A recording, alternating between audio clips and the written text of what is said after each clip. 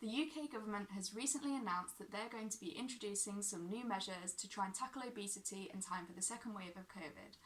I want to try and understand why they've taken the measures they've taken and what they could have done better. Two things before I start this video. Firstly, I'm sorry it's unedited. I don't have means of editing this. I don't have a laptop and I don't fancy doing it on my phone, so you'll have to take this raw footage. Secondly, I am not in any way qualified to be talking about this. I'm not a public health official, and if anybody knows better than I do and has any corrections they want to make, please let me know. It's just a subject I'm very passionate about and wanted to make a video about.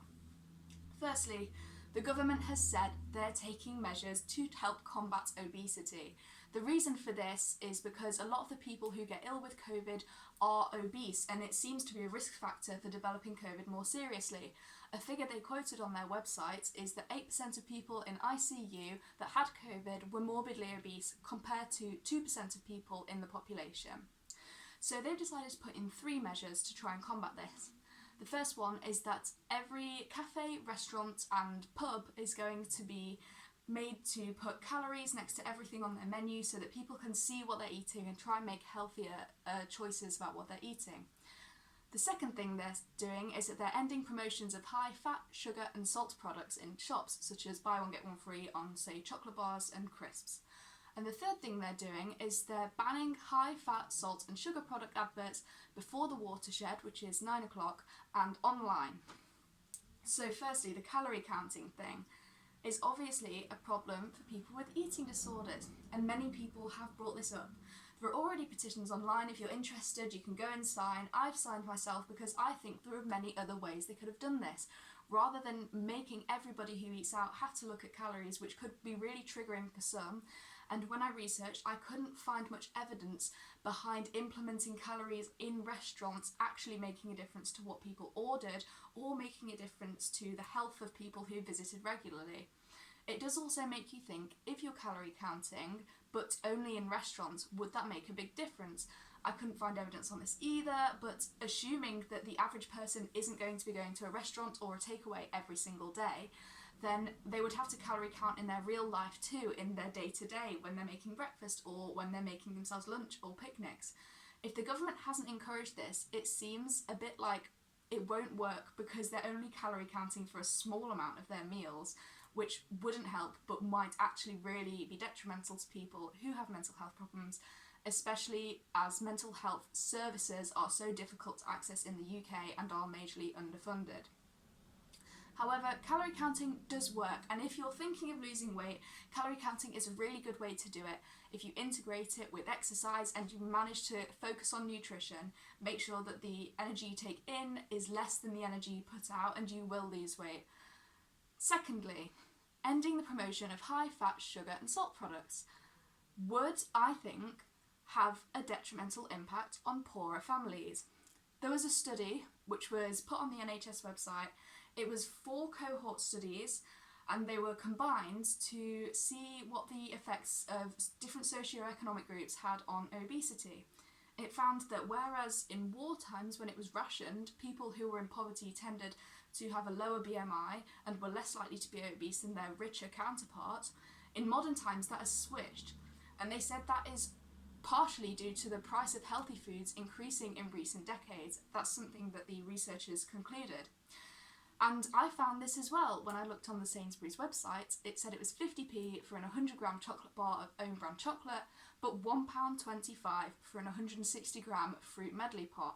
And if you're looking for a quick burst of energy on a budget, it obviously makes a lot more sense fiscally to get the chocolate bar. So you could see how this would have a detrimental impact on families that are poorer and maybe struggling to afford food anyway. So why don't they just make healthy food cheaper?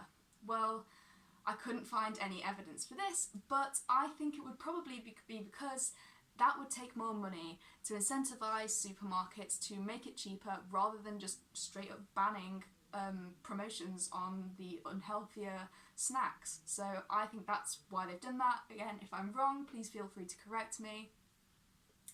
Also, another thing they could have done is made gyms cheaper.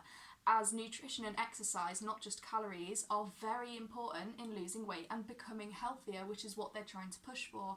But there's no way they've made gyms cheaper, so they haven't broken down that financial barrier that people might be facing if they're trying to access exercise. And obviously there are free ways to exercise, but that would have been another thing they could have done to break down the barrier, and they haven't done that.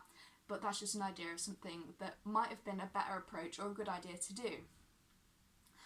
So the last thing they've done has banned high-fat salt and sugar product adverts before the watershed, which I think is a really good idea. I think it's something that should have been done before, because it will largely stop children from being influenced by adverts on unhealthy food. However, I don't think that this is enough to tackle COVID by the second wave, and I've kind of got a bit of evidence for that. On the NHS website, they suggest that if you're trying to lose weight healthily, you should lose around 1 to 2 pounds a week.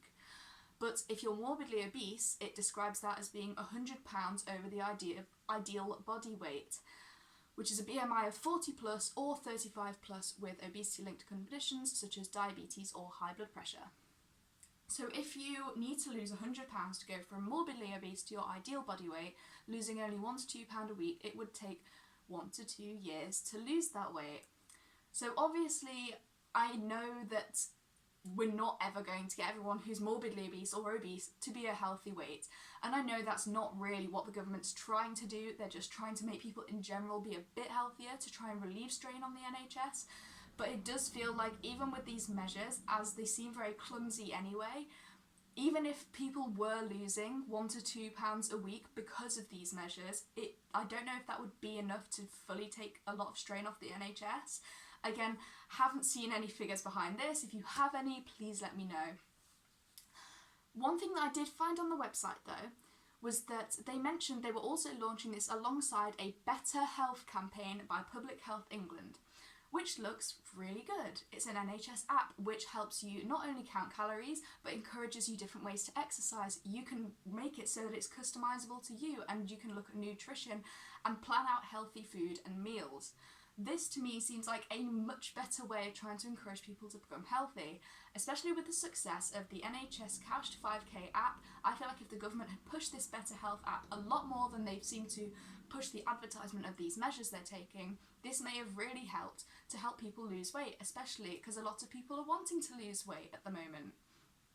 This may have helped more than the measures they're putting in. So overall, I think that the government could have done better, a lot better, and instead of pushing the blame onto people who are obese for overwhelming the NHS should be able to take care of everybody, no matter what size they are.